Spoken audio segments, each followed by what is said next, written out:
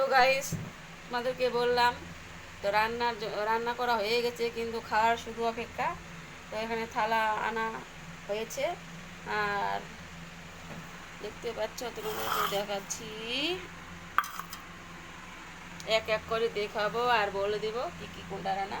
সর্বপ্রথমে দেখাচ্ছি, এটা হচ্ছে